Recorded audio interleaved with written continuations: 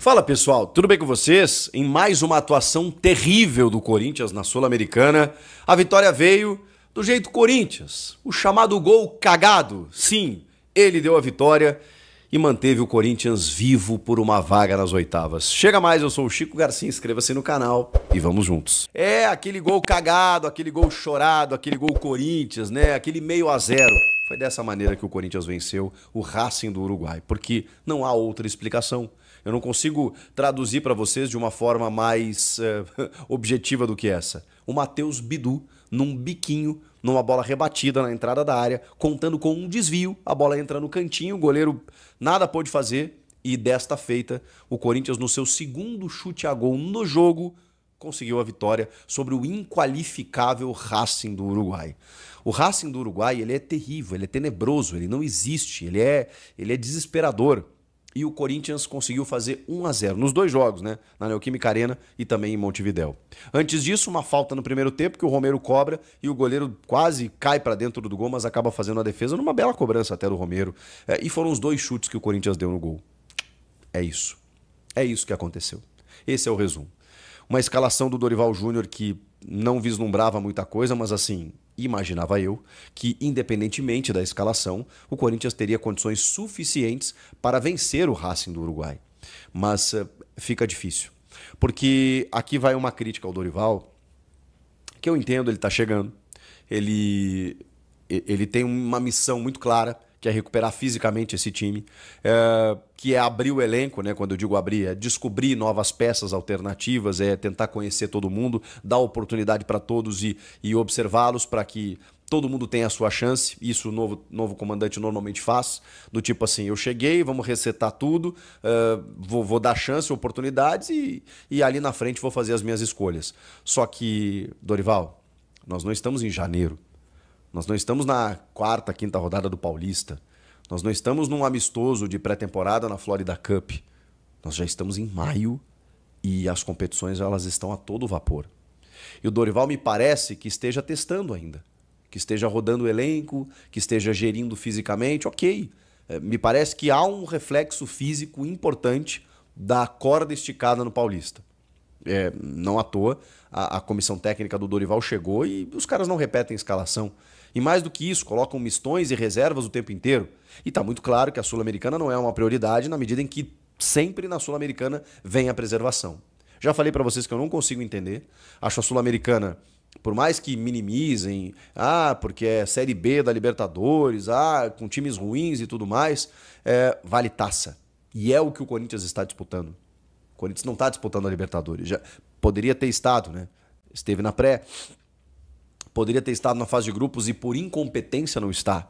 Então, o que lhe cabe à Sul-Americana, joga sério, joga para ganhar, joga para ser o primeiro. É isso que eu espero do Corinthians. Porque, gente, é um torneio continental que te dá dinheiro em premiação e não é pouco não. Te dá um prestígio internacional e isso envolve tantas outras coisas quando você capitaliza isso, né? Quando o Corinthians tem os seus jogos transmitidos para outros países.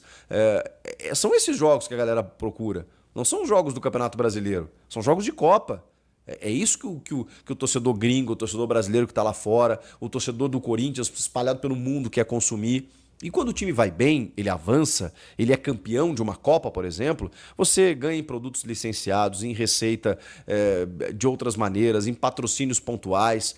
Você tem muitas maneiras de capitalizar esse teu sucesso. Além da premiação propriamente dita da Copa, você ganha uma vaga na Libertadores, uma vaga na Recopa, uma vaga no campeão dos campeões lá, disputando um título com o campeão da Liga Europa. Cara, é prestígio. Agora, o Corinthians sempre andou para a Sul-Americana, nunca quis a Sul-Americana. Eu não estou dizendo que por isso, que se fosse diferente e tal, que isso minimiza o fato do Corinthians jogar mal. É isso que eu estou querendo dizer. Não é isso, não é só porque não quer. O Corinthians está jogando mal, mas é que, cara, a postura é inaceitável. É inaceitável. E a gente tem percebido isso. E o jogo de hoje só comprovou, ainda mais na escalação. O Dorival escalou o Alex Santana de primeiro homem, o Charles e o Rian à frente dessa primeira função, que é do Alex Santana, e depois o Romero, Thales Magno e Héctor Hernandes. Nos nomes, você não vê que é um time ruim, né? O Matheus Bidu na esquerda, o Léo Maná na direita, o André Ramalho e o Tchoca entre os zagueiros. Esse foi o time do Corinthians. Agora, é um time que não se repete. E que aí fica difícil você ter entrosamento, você ter envolvimento, você ter conexões. Você não se estabelece como time. Eu não sei qual é o time do Corinthians, do Dorival. Eu não sei qual é a escalação dele. Eu não sei. Ok, a gente sabe que tem alguns ali que são titulares, né? Que ele coloca no segundo tempo para dar uma reforçada, né? O Carrilho, o Yuri Alberto, o Coronado. Eu entendo isso.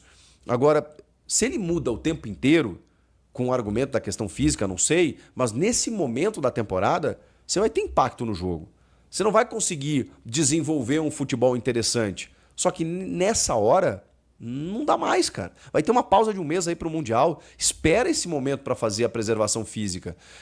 E eu já me convenci, né? Que até lá, até a volta, até em julho, o Corinthians não vai ter um time consolidado com o Dorival. Porque ele está demorando para montar essa equipe justamente por esse argumento da questão física. Só que assim, e as necessidades? E a necessidade de você montar uma equipe com conexão, com entrosamento, com elan. E aí? Como é que faz? Não acontece. Então, assim, estou muito preocupado, porque eu sei que é pouco, eu sei que é cedo, eu sei que o Dorival está chegando, mas, cara, até agora, o que a gente viu? O que a gente viu? Eu nem sei dizer para vocês o que eu vi do Dorival. Nos 2 primeiros jogos ali, eu pensei, pô, legal, ele tá mudando o repertório, ele tá, como eu disse para vocês, né, dando mais oportunidade, fixando o Maicon ali de primeiro volante, ok, deixando o Ranieri um pouco mais solto lá na frente, ok, não tomou gol no primeiro jogo, aí no segundo foi aquela maluquice contra o Inter e tal, 4-2. O Coronado, pô, ele tem falado do Coronado aqui e tudo mais. Cara, não dá. O Coronado não foi fixado como esse cara, o substituto do Garro. A defesa não está afirmada. Hoje jogaram o André Ramalho e o Tchoca. Pouco exigidos, né? Porque o Racing, repito, é inqualificável. Então eles têm que ter mais sequência. O Léo Maná realmente não tem condições. Não tem condições. No meio de campo ali você tem o Charles, Rian, Alex Santana. São jogadores que eles não jogam o tempo inteiro. Então, uma coisa é você ter como reforços pontuais esses jogadores, que eles vão entrar no lugar do Bidon, do Carrilho, sei lá, de algum meio-campista ali e tudo mais. Outra coisa é você pegar o time inteiro, tirar ele por completo e colocar um monte de reservas. Qual é o entrosamento que vai ter esse time? Qual é a ligação? Qual é o jeito de jogar? Então, mesmo sendo cedo, eu esperava, e talvez o erro esteja em mim, eu esperava que o Dorival chegasse e desse uma resposta imediata. E montasse uma escalação. Disse, meu time vai ser esse. Vão ter essas peças, essas reposições, essas alterações, mas meu time é esse. E eu não sei dizer qual é o time do Corinthians. E eu acho que a gente nem vai saber antes do Mundial. Restam 4 jogos pelo Brasileiro. Outros 2, um pela Copa do Brasil e outro pela Libertadores. Então, no caso Sul-Americana, que é a última rodada, contra o Huracan. Então, assim, e aliás sobre isso, esse jogo contra o Huracan é o jogo que o Corinthians vencendo, ele garante essa segunda vaga, e aí tem que se contentar com os playoffs, vai receber um terceiro da Libertadores, lá depois do Mundial, para chegar nas oitavas da Sul-Americana. É isso que pode acontecer se o Corinthians vencer. Se ele empatar, ele vai depender... ou perder, vai depender do tropeço ou não do América de Cali, que vai pegar o Racing do Uruguai. Então não imagino um tropeço. Eu imagino que o América vai ganhar, até porque o jogo é na Colômbia, é em casa. Então a tendência é que o América ganhe, obrigando o Corinthians a ganhar do Huracan, pelo menos para se classificar, porque senão o Corinthians pode ficar, inclusive, fora dos playoffs. E aí estaria já na fase de grupos eliminado da Sul-Americana, o que seria um vexame, né?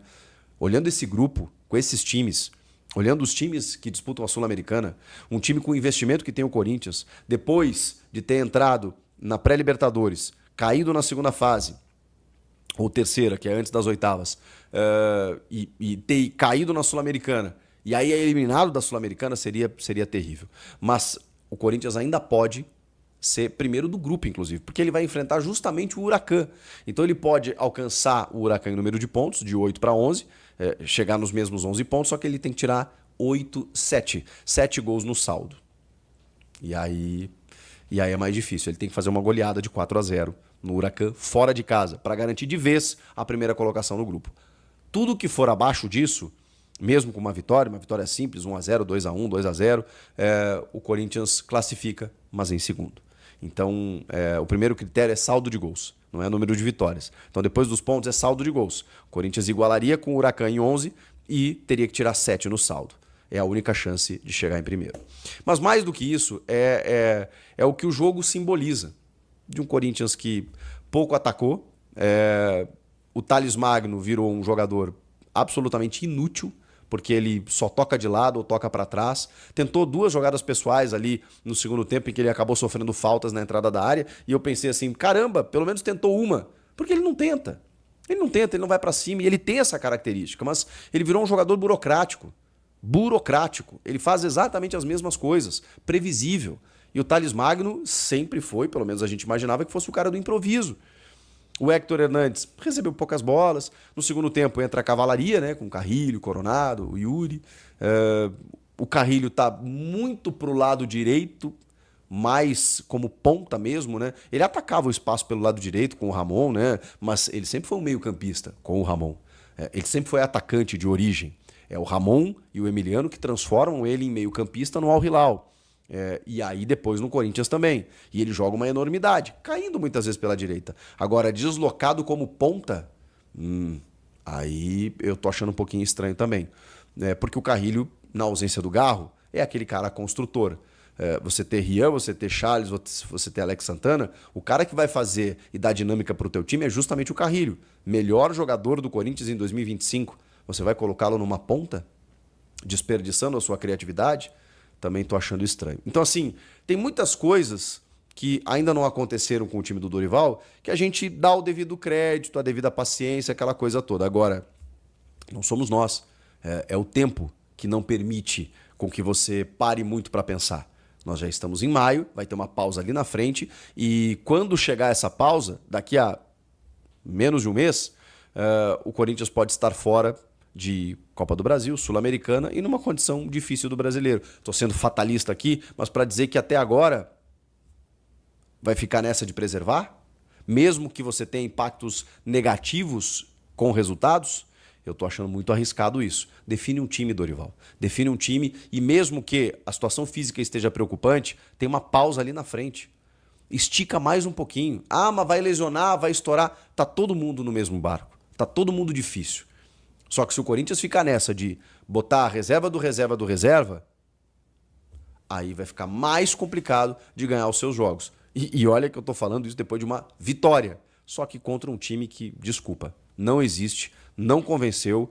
E mesmo assim, porque isso só contextualiza tudo que vem de toda a Copa Sul-Americana, de que o Corinthians está chegando na última rodada precisando tirar 7 no saldo contra o Huracan, gente. Precisava disso? Pois é. Porque o Corinthians tá nem aí para essa Sul-Americana. Então, beleza. Que caia de uma vez, foque no brasileiro e na Copa do Brasil, porque eu entendo a noia, o temor dos últimos 2 anos com relação ao risco de rebaixamento. Esse ano, desculpa, gente, o campeonato, primeiro, tá começando. Segundo, investiu pra caramba, tem elenco pra se manter. Ok, não significa muita coisa, mas vamos lá, né? Eu posso achar que o Corinthians não tem condições, em termos de elenco, de disputar o título brasileiro. Mas não vou achar que com esse elenco, com esses caras, vai brigar para não cair de novo. Até porque a situação de tabela não é essa atual. Então, não existe para mim essa neura de você ter que focar no brasileiro nesse momento, tá? De correr o risco de cair e aí abandonar as Copas. Não precisava disso. Podia investir nas Copas também. Especialmente na Sul-Americana, que já falei aqui, né? Dá muitas coisas boas para o clube, mas o Corinthians parece não querer. O que vocês acharam do jogo, hein? Eu tenho pouco a falar do jogo, de verdade. Já falei algumas coisas táticas até, né? Escalação do Dorival, as trocas que ele fez, arbitragem confusa também, não marcou algumas faltas no Thales e tal. Mas assim, muito pouco, né, gente? Muito pouco. Comenta aqui, inscreva-se no canal. Eu volto na próxima. Valeu, tchau. Tchau.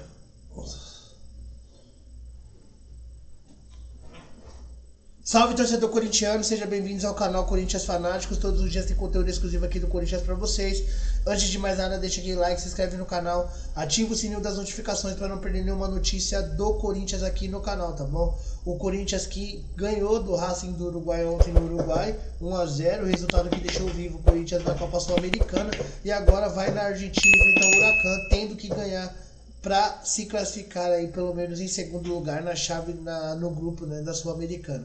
Deixa o seu comentário, a sua opinião. Deus abençoe cada um de vocês. Tamo junto, forte abraço. Vai, Corinthians!